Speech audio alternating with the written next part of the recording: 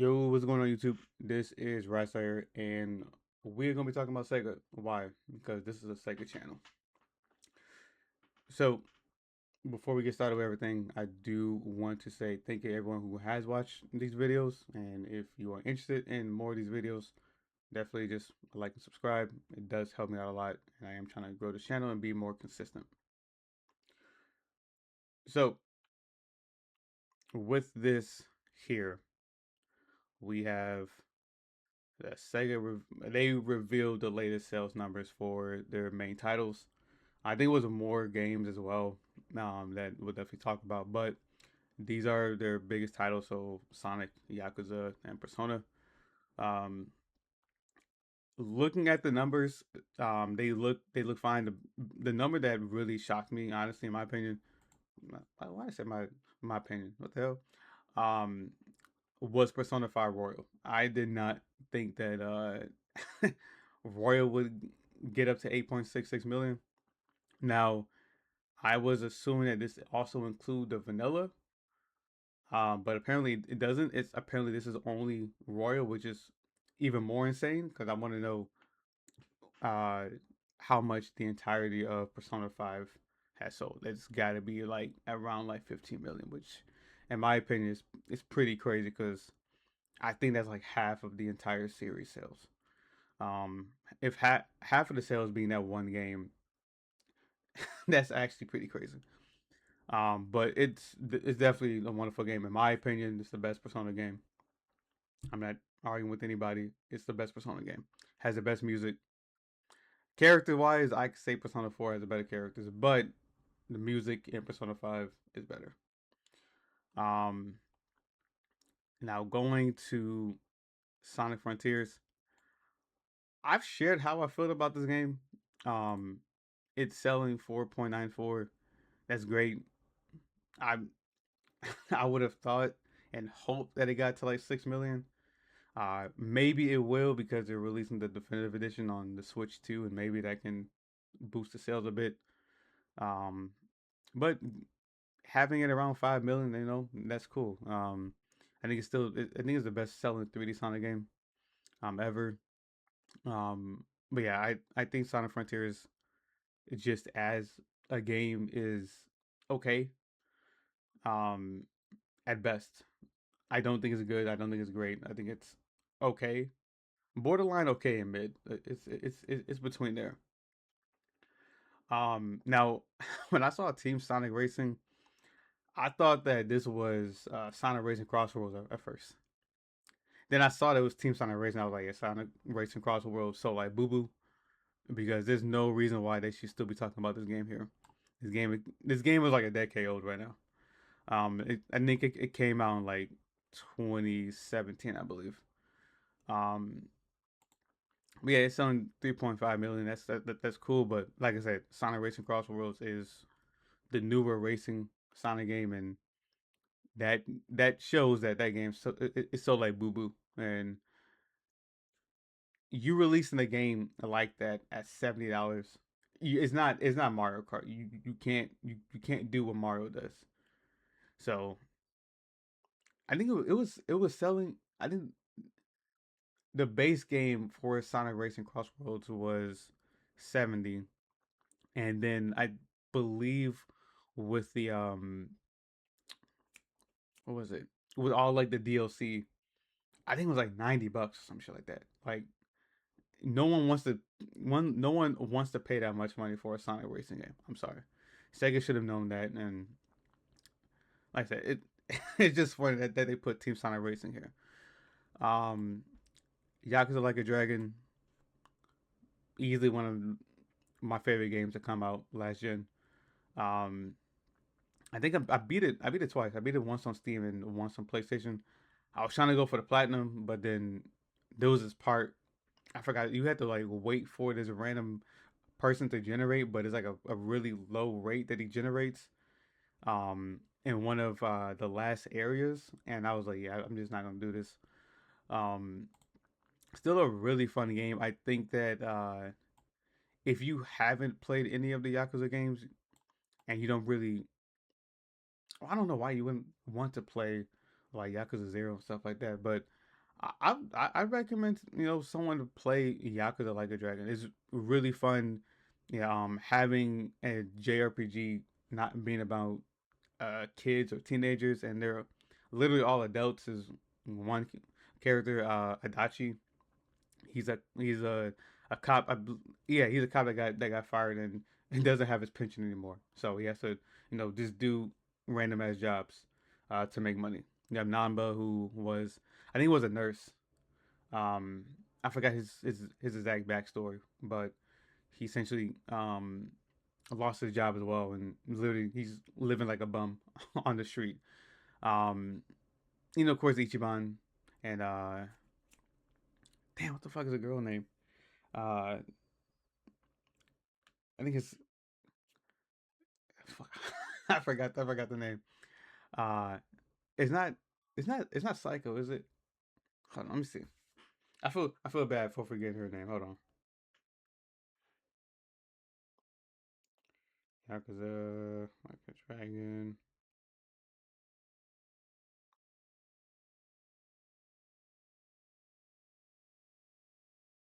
Uh, yeah, okay, it's Psycho. Okay, cool. So yeah, really fun game. I would highly recommend anyone play that. Um, Now this one's really interesting. Sonic X Shadow Generations. This game, I remember when it launched. I think it sold like a million in 24 hours. So when I saw that, I was like, okay, well, the series is moving in the right direction. I think this game released around the time the Sonic 3 movie released as well. So I was really expecting this to kind of sell around like 4 million maybe. Um I think it still can get there. Lifetime maybe around 4.5. So it's not really shocking to me. Um yeah, I don't really have that much to say about this. I think Shadow Generation is definitely a better game than Sonic Frontiers. I'll say that. Um, as I think with Sonic Frontiers is just so many things that's wrong with that game, and just how I don't think that you should be charging full price for a game that's not complete on a technical level. Like game, like there shouldn't be rails in the sky just popping in out of nowhere. Like, and the combat just didn't feel complete. Like there was a lot of stuff I could talk about in another video, but the sales here, like I said, not really surprising here with Sonic X Shadow Generations. It's a port with an added mini game on the side. So like I said, I'm not too surprised about that. This one I am a little bit surprised about. Persona 3 Reload. I would have thought that because of how big Persona 5 got, that other Persona games would get that extra uh get that extra, I guess, attention. And that's a good word to use. Um, and it doesn't seem like it really carried over. Now I know that there were some controversies with Persona 3 Reload. I think it was around Igus and how they handled her. I've never played the original Persona 3, so like I said, I could be completely wrong about that. But I thought I remember like with Igus there was something else that she was doing, or there was another character I believe in the original Persona 3 that wasn't in this game, and it's part of the DLC, and the DLC was originally part of the original game. Like I said, I'm not too sure on that. I think that was part of the issue, is that it just wasn't the complete game, and a lot of the fans were upset about that. Which, they spoke with their wallet, and never going to be upset about that. But yeah, I would have thought that Persona 3 would have sold more, but it is what it is. Hopefully Persona 6, definitely. Oh, you know what? I think I should have said Persona 4 Revival. I think Persona 6 is gonna be fine. Persona 4 Revival, I think that's going to sell more than Persona 3. Really, I think Persona 3 out of the 3, 4, and 5 is definitely the most boring one out of the three. I'll say that. Story wise and gameplay wise. But I'm definitely excited for Persona 4, and hopefully I don't think it's gonna sell as well as Persona 5, but I think Persona 4 can still sell really well. Um, Sonic Superstars. This Sega's so stupid, bro. Uh, the fact that they released this game at full price next to Mario Wonder to me makes no sense at all. It makes absolutely no sense. When I saw the release date, I was like, yeah, this game is not selling well. Now the fact that it sold 2.88 million, it shows that people still played it, but I know they were expecting to sell around 3, maybe 4 million of this. And like I said, just releasing it right next to Mario, and there was a lot of things wrong with this game. Like my biggest issue with this game was the boss battles. I think the boss battles were done horribly. The fact that with the fact that you attacked the boss, and you had to wait for an animation before you could attack it again, and that made absolutely no sense. It just slowed down the gameplay. It was just I beat it once and never went back to that game. I think that's the first classic game I've never went back to after I beat it. Um, it is what it is.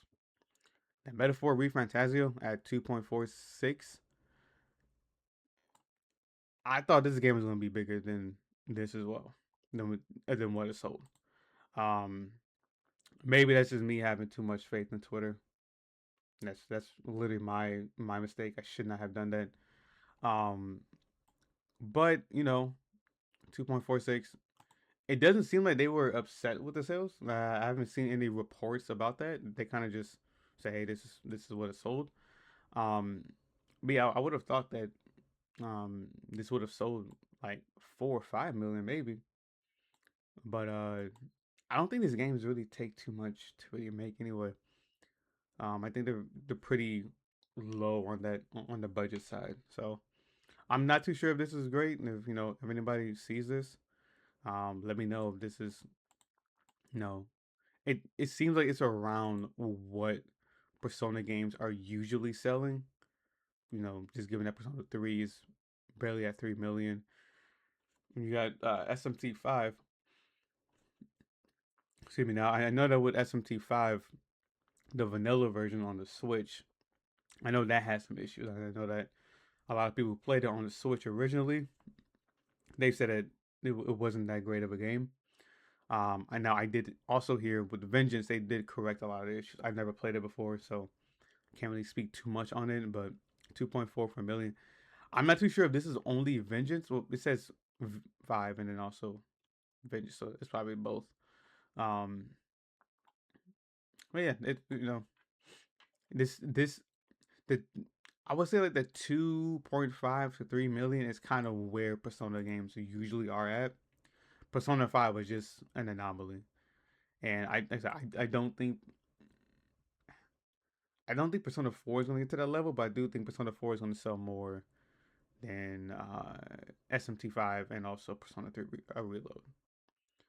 Now, like a Dragon Infinite Wealth, I don't think the game is as good as Yakuza 7, but selling 2.05 million, pretty good. It did seem like they put a little bit more budget into this game, so I'm assuming that they would have wanted to sell more, but I'm not too sure. Like I'm talking about these because I need something to talk about. But also, I like these series and I want these series to continue, so that's why I'm talking about them. It's just a yap session. Don't take this seriously. It is what it is. I said, I'm not a business guy. I did graduate in business administration, but we're just here talking about sales. I don't. This is usually I know where Yakuza is usually at. I know with Yakuza Zero, I think I sold a little bit more because Yakuza Zero was like the game that kind of put Yakuza in the public eye. Um, but like a Dragon Infinite Wealth, that really um that game was cool. Um, I you know what I'm gonna say it's still a great game. It's definitely a step down from what Yakuza 7 was. I think there was some story issues, especially near the end, that I would have I would have changed. Um, Kind of wasn't a fan of Ichiban not being still the main focus, but I'm gonna just leave it at that. I'm not gonna spoil anything. And then you have Like a Dragon, the man who erased his name. This is probably the one game where like I kind of understand why I only sold a million. This game was sort of like a bridging game to see. Um,